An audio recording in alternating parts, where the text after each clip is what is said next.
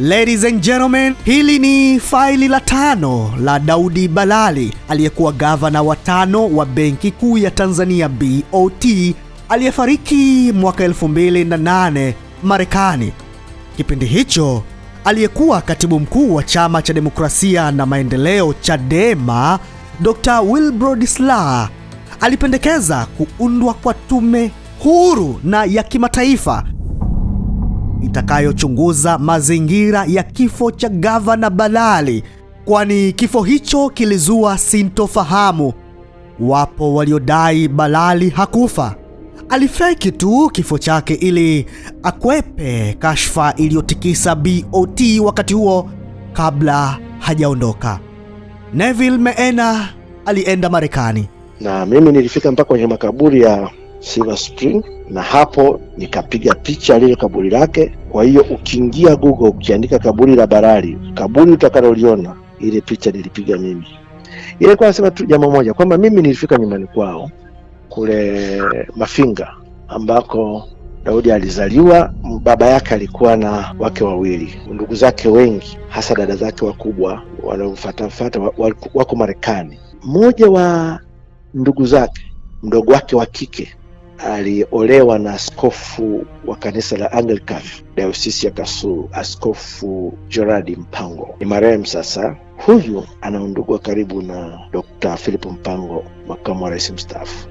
Kwa hiyo familia ya makamu wa rais mstaafu imeoa nyumbani kwa Balali, kwa maana ya mdogo wake na Balali. Na miongoni mwa watu ambao nilipata nafasi ya kwenda kusema nao ni huyo mdogo wake Daudi Balali, ambaye aliolewa na Askofu Gerard Mpango. Na the good thing ni kwamba mtoto wa Askofu Mpango alikulia nyumbani mwa Balali Marekani.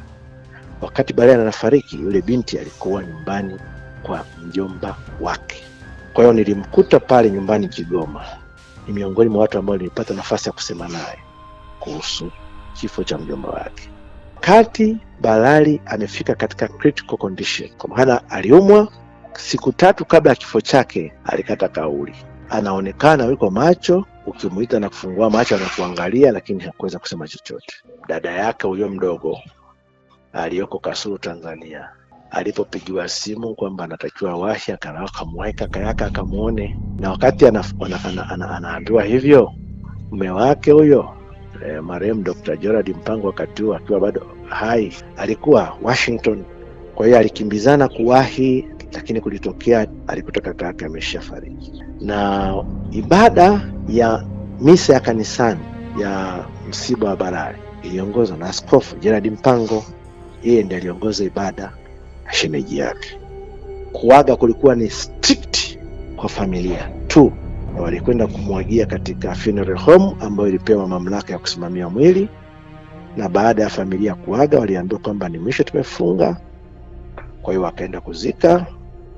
Na miongoni mwa watu ambao nilisema nao ambao walishiriki mazishi ya Balali ni Balozi Ombeni Yohana Sefue, wakati huo akiwa balozi wa Tanzania katika balozi wetu wa Washington.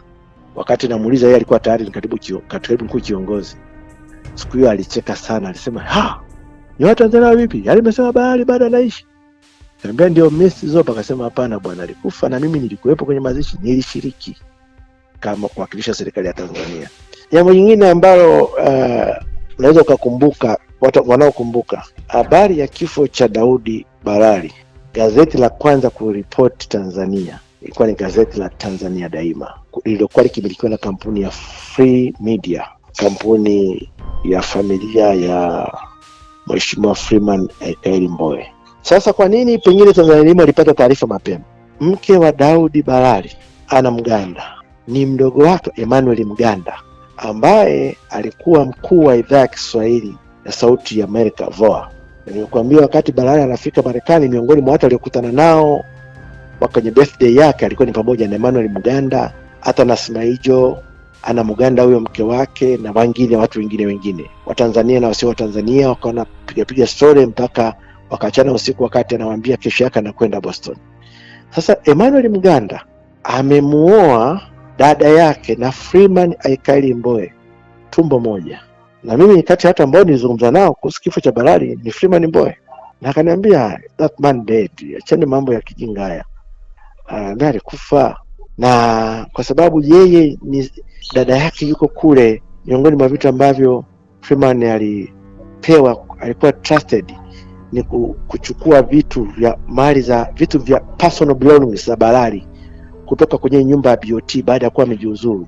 Vitu vyote vilikwenda kuhifadhiwa kwa Freeman kabla familia hajaja kuvichukua. Hata Freeman anasema wakati wamepandwa wakachukua vile vitu, walipokwenda walikuta vitu viko pale, hata funguo za gari zilikuwa mezani kwenye meza ndogo, inaonyesha kwamba huyu mtu aliondoka, atarudi baada ya wiki mbili. Kwa hiyo Freeman akanathibitisha kwa jinsi nilivyoona, Balali alikuwa hakuwa ameondoka kwamba anakwenda kukaa muda mrefu. Na kibaya zaidi ni kwamba kitendo cha Gavana Balali kuhusishwa na kashfa ya EPA, sio tu yeye mwenyewe aliathirika, bali yeyote aliyekuwa na jina la Balali.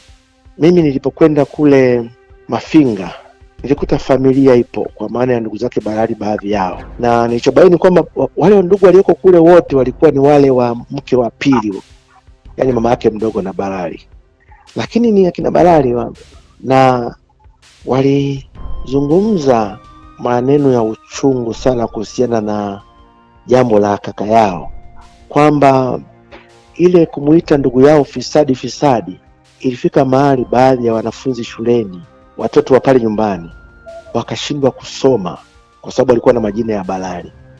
Kwa watu wanafunzi wenzao walikuwa wanazomea mafisadi yao. Kwa hiyo at a certain level ilibidi wale watoto majina wayabadilishe. Ndugu yake mmoja akasema kwa nafanya kazi mahali fulani Dar es Salaam, akajichanga akanunua gari dogo tu, tena gari yenyewe alinunua second hand. Siku moja nasikia watu wanasema unaona ya zetu za BOT jamani ndio amenunulia gari. Akawa naumia akasema anaumia. Yaani jamaa alizungumza mpaka akalia machozi. Naam, Daudi Timothy Balali anabaki kuwa mmoja wa watu mashuhuri katika historia ya uchumi wa Tanzania. Ataendelea kukumbukwa. Licha ya miaka mingi kupita, swali la ukweli kamili wa kifo chake bado linazua hisia mseto miongoni mwa Watanzania wengi. Lakini bila shaka katika mafaili yote matano niliyoyaleta mbele yako, umesikia taarifa za watu wa karibu zaidi wa Balali wakikiri kwamba ni dhahiri Balali alikufa na akazikwa.